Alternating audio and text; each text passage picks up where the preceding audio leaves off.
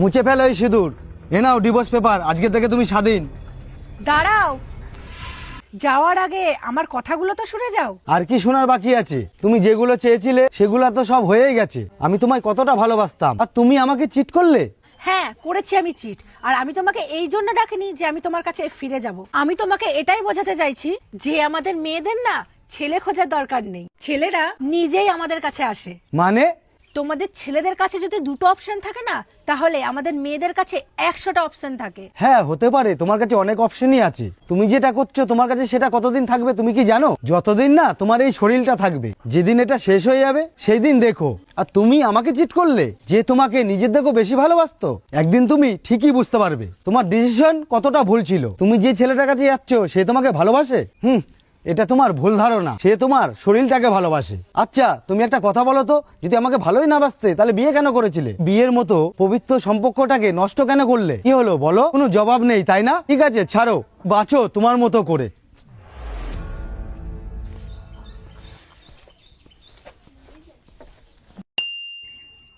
এই যাও তো, আমার জন্য এক কাপ কফি করে নিয়ে আসো তো। শোনো না, আমার হাতে না খুব ব্যথা করছে, তুমি কি নিজে একটু বানিয়ে নাও না। কি বললে তুমি? হাতে ব্যথা করছে? এতক্ষণ যখন মোবাইল ঘাটছিলে তখন হাতে ব্যথা করছিল না, আর আমি যে এক কাপ কফি বানাতে বললাম তখন হাতে ব্যথা শুরু হয়ে গেল। তুমি আমার সাথে এটা কিভাবে কথা বলছো? আমি তোমার গার্লফ্রেন্ড হই, চাকর না। কি বললে? গার্লফ্রেন্ড? তোমার মতো না 100 খানা আমি আমার আশেপাশে ঘুরে বেড়াই। তুমি কোনো স্বর্গের পরী না যে আমি মাথায় তুলে রাখবো।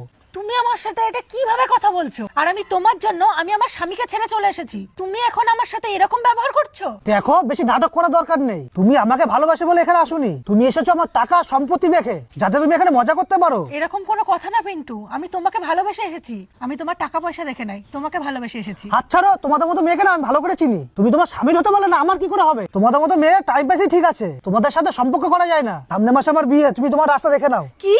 তুমি বিয়ে করছো আর আমি তোমার জন্য আমার স্বামী সংসার সব ফেলে চলে এসেছি শুধু তোমার সাথে সংসার করব বলে? আর তুমি বিয়ে করছো সেটা এখন আমাকে বলছো? তোমার লজ্জা করে না? আরে কেন বলবো তোমায়? তোমাদের মতো মেয়েকে না আমি কিছু বলার প্রয়োজন মনে করি না। আজকে তুমি আমার আছো, কালকে অন্য কারো হবে। আর তোমাদের মতো মেয়েদের তো অনেক অপশনই আছে।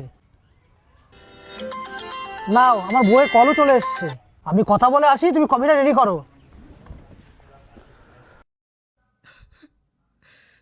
একদিন তুমি ঠিকই বুঝতে পারবে তোমার ডিসিশন কতটা ভুল ছিল। তুমি যে ছেলেটার কাছে যাচ্ছ সে তোমাকে ভালোবাসে?